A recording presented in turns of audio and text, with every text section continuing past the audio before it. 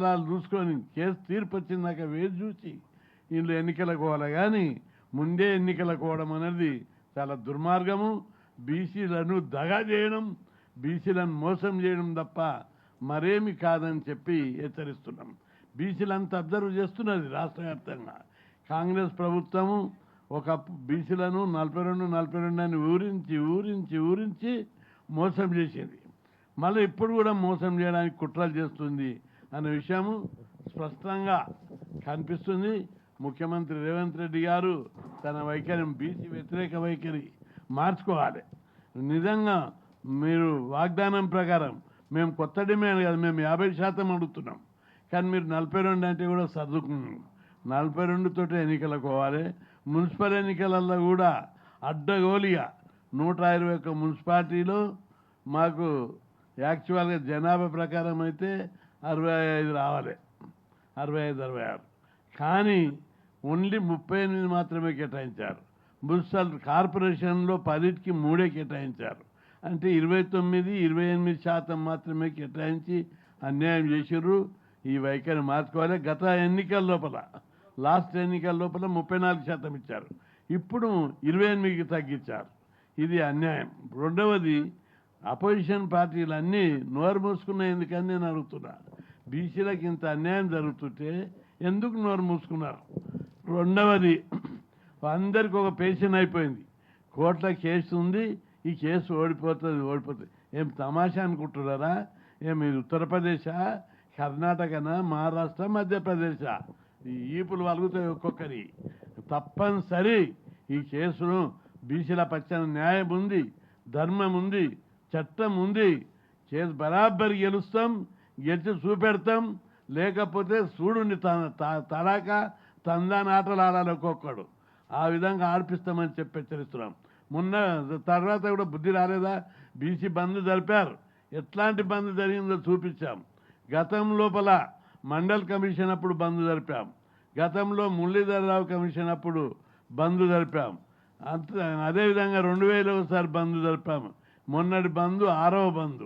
ఆ అన్ని బందుల కంటే మొన్న 6వ అపోజిషన్లు రాజకీయ పార్టీలు పిలిపిస్తే కూడా అంత పెద్ద ఎత్తున స్పందన ఉండదు. అంత బ్రహ్మాండంగా బంద్ జరిగింది. ఆ బంద్ను చూసి అయినా మీరు నేర్చుకోవాలని చెప్పి హెచ్చరిస్తున్నా. ఈ కేసు ఎంత బలంగా ఉందంటే రాష్ట్ర ప్రజలందరూ కూడా తెలవాలి. అందరికీ ఒక పెన్షన్ అయింది. సుప్రీం మన వాళ్ళు సగం కన్ఫ్యూజ్ చేసిర్రు.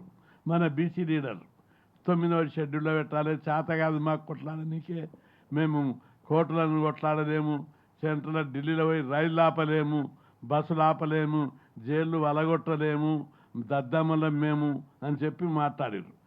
కేసు ఎట్లా గెలవదని నేను అడుగుతున్నా. కేసు గెలుస్తుంది, గెలిచి తీరుతుంది. గెలవకపోతే కంపమే ఉట్టిస్తామని చెప్పి సవాల్ చేస్తున్నా. ఏం తమాషా అయిందా? ఇక్కడ బలమైన కేసుకు ఆధారాలు ఉన్నాయి. ఏది? రాజ్యాంగంలోని 243 ఆర్టికల్ ప్రకారము రాష్ట్ర ప్రభుత్వానికి రాజ్యాంగమే అధికారం ఇచ్చింది. మీరు స్థానిక సంస్థల్లో బీసీలకు రిజర్వేషన్ పెట్టాలి. దాని ప్రకారం అసెంబ్లీలో చట్టం చేశారు. రాజ్యాంగ పద్ధతి ఉంది, చట్ట పద్ధతి ఉంది. మూడవది, సుప్రీంకోర్టు తీర్పు అనేగా నంగనాచి మాటలు మాట్లాడతారు. ఏంటిది? సుప్రీంకోర్టు తీర్పు 50% అని. 50% మేము తమాషైనా? అగ్రకులాలకు 10% ఇచ్చినప్పుడు 50% సీలింగ్ ఉన్నదా? లేదు. అప్పుడు తీసేస్తారు. మీకైతే 50 సీలింగ్ తీసేస్తారు, బీసీలకు వస్తే సీలింగా.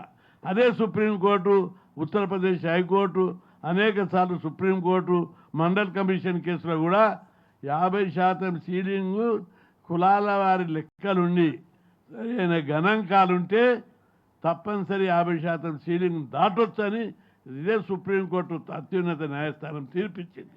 కాబట్టి ఏ కోణంలో చూసినా కేసుకు బలమైన ఆధారం ఉన్నాయి. కేసు గెలుస్తుంది. బంధు ప్రభావం చూశారు, బీసీల ఉద్యమం చూశారు. ఇది మహారాష్ట్ర కాదు, మధ్యప్రదేశ్ కాదు, చేతులు ముడుచుకొని కూర్చుంది, కర్ణాటక కాదు.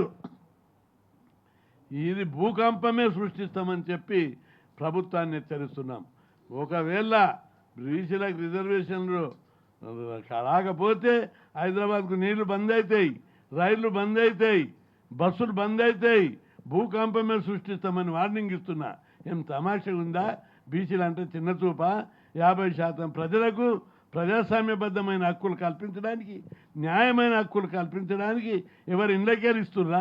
ప్రజాస్వామ్యం అంటే ఏంటిది? ఎవరి జనాభా ప్రకారం వారికి మేమెంతో మాకంత, మేమెంతున్నామో మా జనాభా ప్రకారం మాకు వాటా ఇవ్వాలి. ఇది ప్రజాస్వామ్యం యొక్క మౌలిక లక్షణం. దీన్ని పక్కకు పెట్టి ఓడిపోతుంది ఎట్లొడుతుందో చూస్తాం. ఒక్కొక్కరి భర్తం ఒక్కొక్కరి పని పడతాం. చూసిరు కదా బీసీ బంధు మొన్న కారు స్టే ఇస్తేనే భూకంపం వచ్చింది, బీసీ బంధు జరిగింది. ఈసారి కనుక మాకు బీసీలకు న్యాయం జరగకపోతే, న్యాయం జరుగుతుంది, అన్ని ఆధారాలు మాకున్నాయి, న్యాయం జరగకపోతే అందుకే భయపడి కోర్టు కేసుల గురించి వాదించకుండా రాష్ట్ర ప్రభుత్వం కోర్టులో కొట్లాడకుండా దొంగచాటికి ఎన్నికలకు పోతున్నది. కోర్టులో కొట్టారు, దమ్ము పెట్టు, మంచి అడ్వకేట్లను పెట్టు, అప్పుడు చూద్దాం కేసు ఎట్లుంటుందో ఏముంటుందో ఏ పద్ధతి అవుతుందో చూద్దాం. యుద్ధరంగంలో యుద్ధం చేద్దాం, కురుక్షేత్ర యుద్ధం చేద్దాం. ఏమి చేయకుండా తప్పించుకొని నేను బుసుకుల గుద్దులాడతా, నేను దొంగచాటున ఎన్నికలు పెడతా, ఈ వైఖరి మార్చుకో. బీసీలం మేము ఎట్లా తెగించున్నాం, తప్పనిసరి తగిన గుణపాఠం నేర్తాం. 42 కాదు, ఖబర్దారి 50% సాధించే వరకు, బీసీ బిల్లు సాధించే వరకు ఈ దేశంలో అగ్గి బరాట అర్పిస్తామని, అగ్గి ఉట్టిస్తామని చెప్పి ఈ ప్రభుత్వాలను హెచ్చరిస్తున్నాం. మార్చుకో, బీసీ వ్యతిరేక వైఖరి మార్చుకో. బీసీలు ఏం నోరు మోస్తారు, ఏం చేయాలని అనుకుంటున్నామేమో, ఆ రోజులు పోయినాయి. మొన్న చూసిన గ్రామ సర్పంచ్ ఎన్నికల్లో ఎంత ఘోరంగా మీరు రిజర్వేషన్లు 42 నుంచి 22కు తగ్గించి, 22 నుంచి తొండి లెక్కలు చేసి 17కు తగ్గించి అమలు చేస్తే ఓపెన్ కాంపిటీషన్లో దొరల వద్దులనైనా పట్టేండు, మీరు రెస్ట్ తీసుకోండి, సర్పంచుడు మేము అవుతాం, మా నల్లబట్టలు తెల్లబట్టలు వేసుకుంటాం అని చెప్పి 52% గెలిచారు. గెలిచి బీసీల సత్తా చూపించారు. అందుకే ఈ వైఖరి మార్చుకోవాలని చెప్పి ఈసారి మున్సిపాలిటీ లోపల ఇంకా మొత్తం ఎడ్యుకేటెడ్ ఉంటారు. బీసీలలో చైతన్యం ఎక్కువ. ఈ చైతన్యం తోటి తుడుచుగా పెట్టుకోపోతాయి. రాజకీయ పార్టీలు కూడా తమ వైఖరి మార్చుకోలే. అన్ని పార్టీలను హెచ్చరిస్తున్నా. ఎందుకు మాట్లాడతారు? బీసీల ఓట్లు కావాలి కానీ బీసీల వాటా ఇవ్వరా? ఎవరికి దమ్ముంటే వాళ్ళదే గెలుస్తుంది. ఇది ప్రజాస్వామ్యం. ఒక తండ్రికి 4 పిల్లలు ఉంటారు. ఒకడు అల్లరి చేస్తాడు, ఎక్కువ అల్లరి పెడితే వానికి 2 బిస్కెట్లు ఎక్కిస్తాడు తండ్రి. కాబట్టి ఇక్కడ అట్లా కూడా అడుగుతలేము, వాటా సమానమైన వాటా అడుగుతున్నా.